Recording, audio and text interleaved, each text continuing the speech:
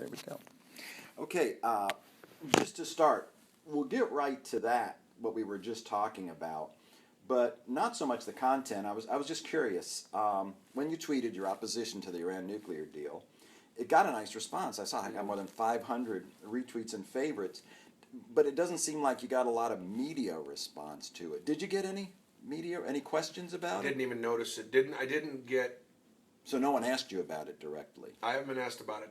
This is the first time I've been asked about it, yeah. Were you disappointed No. or? No, again, it was sort of along those lines of, walking that fine line between, I was, what's my place, what's my role? I'm a basketball coach at Auburn. And when you get out, and I suppose when you get involved in certain things politically, whether they're correct or incorrect, you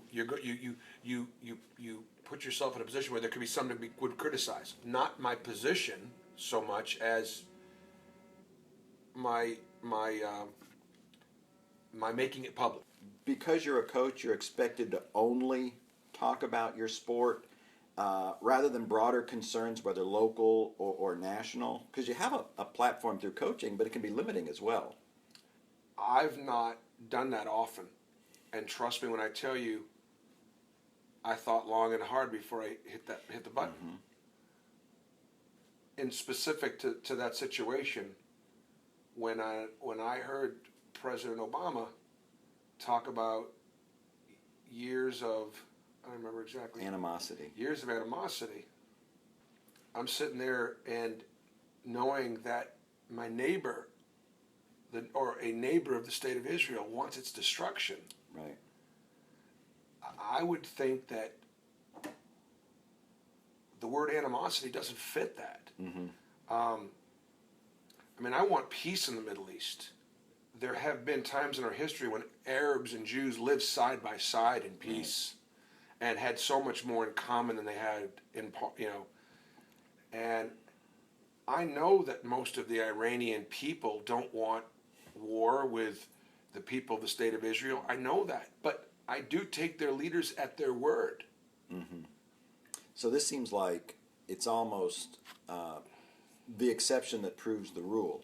It takes something like this, yes, to overcome, yes, your caution. Yes, and I think the answer is, if it's on your heart, and this is how you believe, and you love this person enough that you want to try and share that with them, then I think you go ahead and say it. Right. But when it gets to a platform of a lot of people, that's when you got to be careful, I guess. So therefore, you pick your spots. Right. You definitely pick your spots. Mm-hmm. And for me, as an American Jew, this is something. This particular issue, it really speaks to me. I'm terribly concerned about anti-Semitism around the world. It's growing very fast, and I just want us to be able to get along, mm-hmm, and respect each other and love each other and tolerate each other's differences. And that's sort of been my wife's work. That's sort of been my ministry. So I guess then maybe a good differentiation we can make is that where it involves something like politics, tax policy and all that, mm-hmm, but here you're more dealing with a human concern, mm-hmm, of peace and, like you said, an end to a social ill like anti-Semitism. I guess, mm-hmm, there, and other such things. Obviously, you'll stand up and be counted. Yeah, we were asked to make comment about the Confederate flag, and when asked, we commented about it, trying to, basically taking the stance that because it is such an offensive symbol to so many, it doesn't belong in a public place. Mm-hmm. However, there are those in our country who don't look at it as a racist symbol, that look at it as a sign of the Confederacy, and I respect that, but it doesn't belong. And so I was asked, I had to make a public statement about it, mm-hmm, and I did. Mm-hmm. You could maybe even look this up. They made USA Today. I took a stance against Arnie Duncan, maybe, or the Secretary of Education, I was a head coach at Tennessee, and he had some comments about, and I really would love you to find this out what it was, but he had some comments, and it involved intercollegiate athletics and involved education. And I've traveled all over this country, and I've seen the incredible differences within states, counties, towns of the secondary and public education that's offered. And I just don't think that's fair. I am not a socialist by any stretch of the imagination. I'm a fairly conservative person. However, when it comes to public education and opportunities for all, I'm about as socialist as it comes. And because of being in coaching for over 25 years, over 30 years, I have gone into schools, both inner city and rural America, and seen the tremendously unfair differences in the offerings and the support and the quality of instruction, and it's just not right based on property taxes or things. So I have made public comment about that. So I guess if you ring my bell, you'll answer it. I guess I'll answer it if it rings my bell. Well, and that gets back to something that I wanted to talk about here in that context is it seems like you enjoy the teaching aspect of your coaching, but not just basketball skills, but life skills, political. Have you always enjoyed that, even with your players, kind of, where you're not just talking about the sport? Tell me about that. Look, my value is much more as a teacher than it is as a coach. If all I was here to do was coaching basketball, then it would be not very wouldn't be very fulfilling. And I've used the word my ministry twice, but is making a difference in young people's lives, is changing lives, is saving lives. We're 5 for 5 the last 18 months graduating kids, and that matters more than any. It matters as much as any win-loss record. When we lose them to either ineligibility or a drug test, or I take it personally, that I wasn't good enough to save them, that we weren't.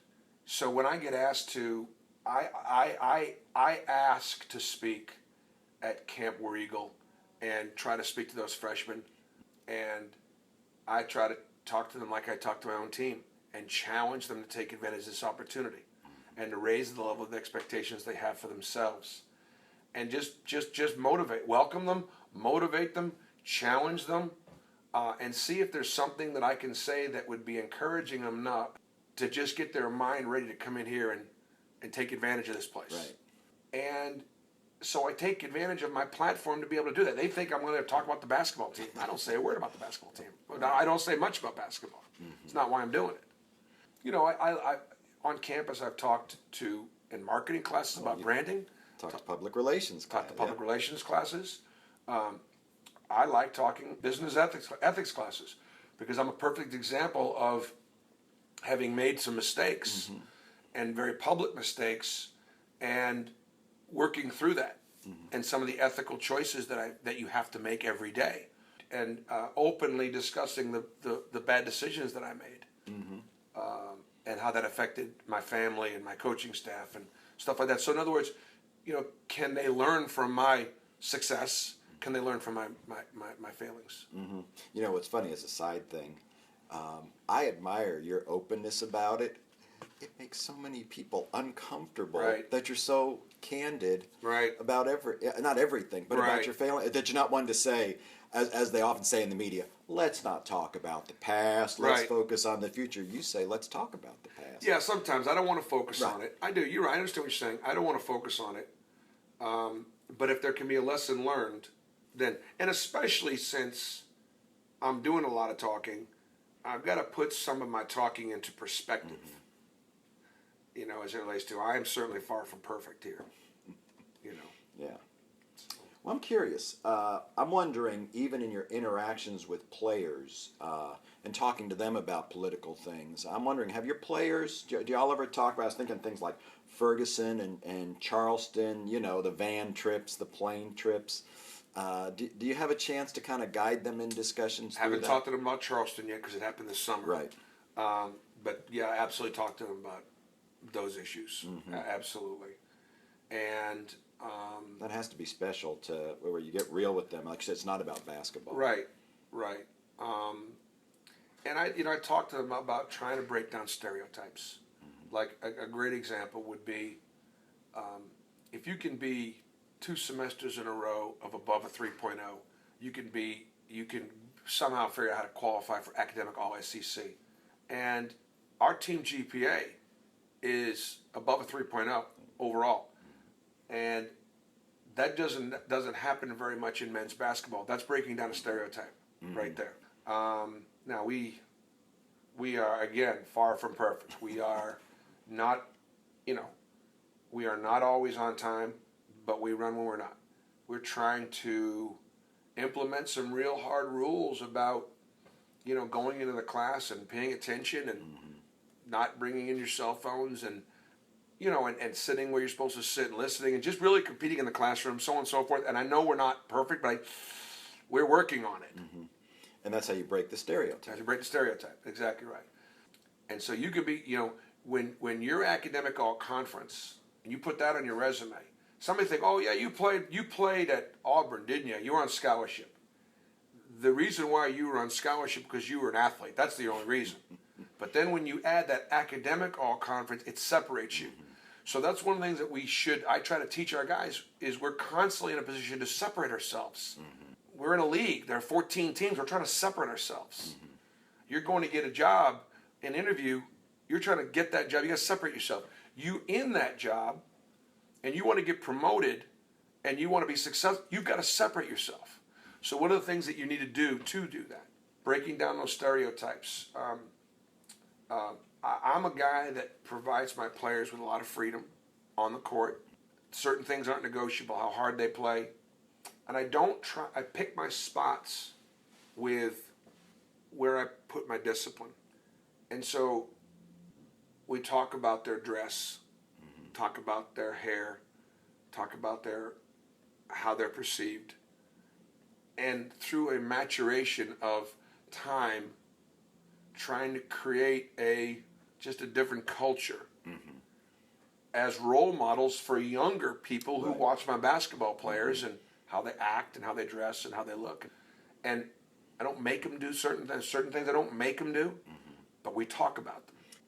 And I guess that models something that you can talk about it and it can be constructive and it doesn't have to be hostile or condescending or anything. Right. I want them to pull their pants up.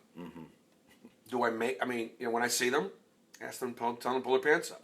I don't want to get away, distract from your thing. Right, but that's that teaching. We talk, we address it.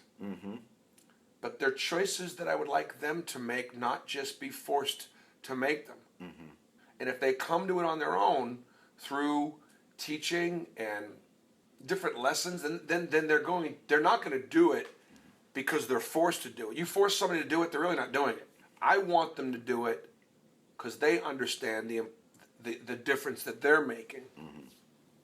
So now, I'm just curious in terms of your own growth and your own to this point. Have you always been kind of politically minded like that, or was it a family thing growing up? Yeah, probably. I think I've probably always been fairly politically minded. I have. I always paid attention to it in the world. Yeah. What was your parents' influence there? Like the dinner table or the greater community? No question. No, totally dinner table. And partly, now keep in mind that I was born 15 years after they opened the doors at Auschwitz from that standpoint. And again, the world was silent. And I go back to that a little bit. It definitely affects me. There are certain things that I'm not going to be silent about. And I guess your parents, having seen the horror, heard about the horror. Oh, there's no question. They wanted you to know. Oh, there's no question. And I want others to know. I want it talked about.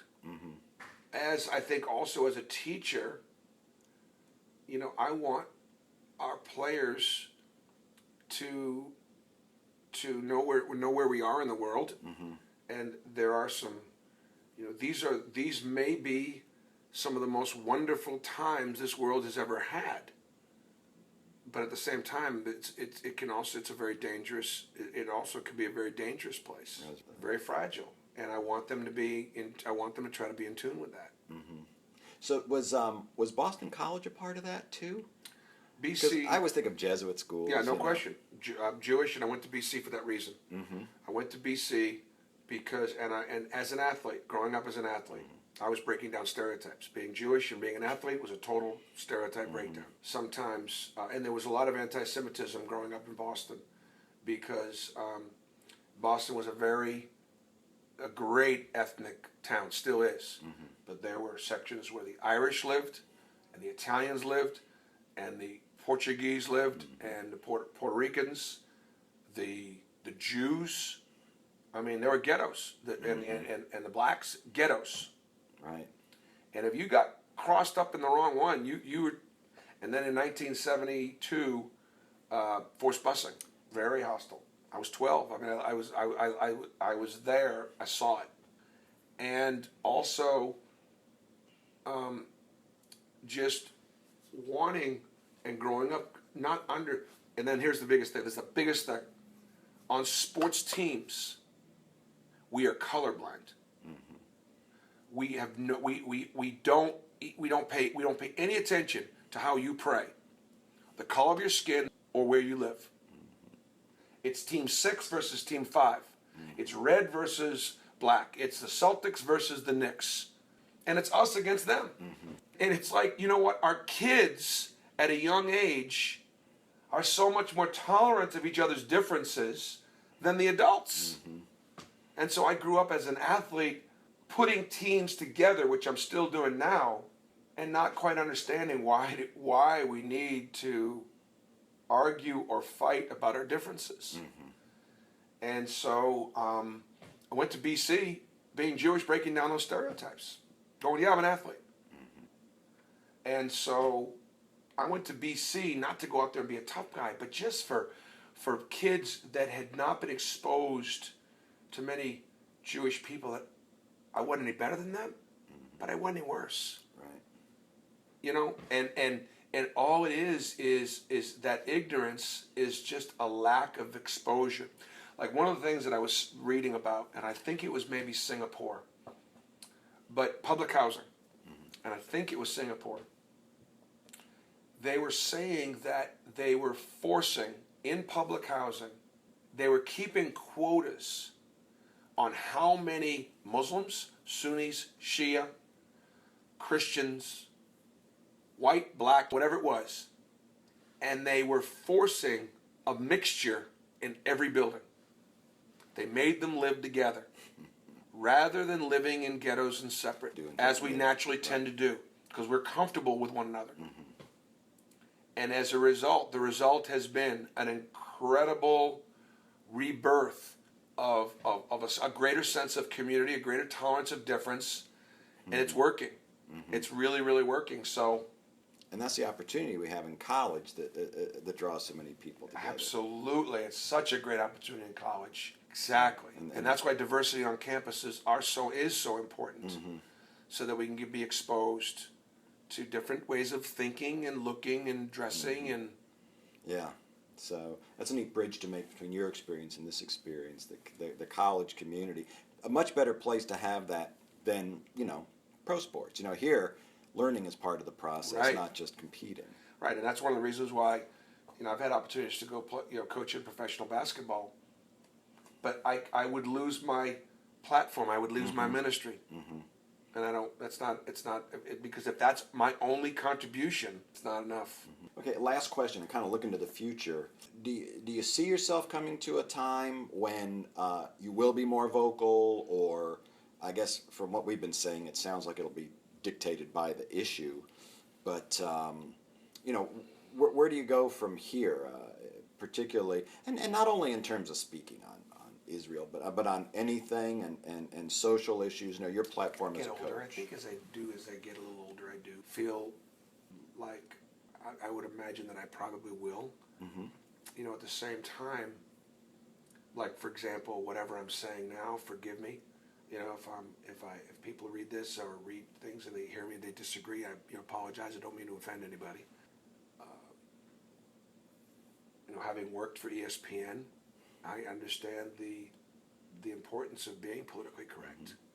And if you do get outside that realm too far, there's not a place for there's some snapback.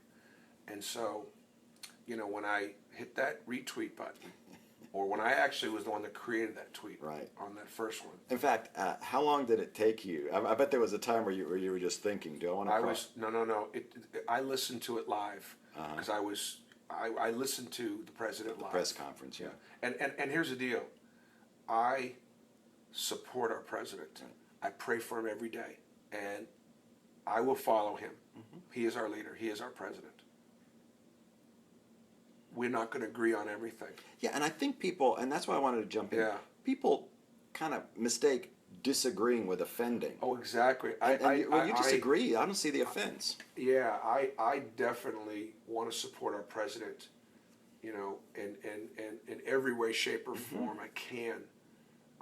But we're not always going to, I'm not always going to agree. And one of the things that I did during this process was I was trying to listen really carefully to other more liberal. I wanted to hear what liberal Democrats were saying in support of this. So you were thinking. I really did, because I want peace, and if this treaty could help bring peace, I'm all for it. But I didn't see it. And when it's your homeland, Well, I think this, and there's a fine line. I'm an American Jew. This is my home. Right. This is my home. That's not my homeland. Right. This is my home. And I'm an American first. But both religiously and even in my study of the Bible, I'm going to stay with Israel. But I want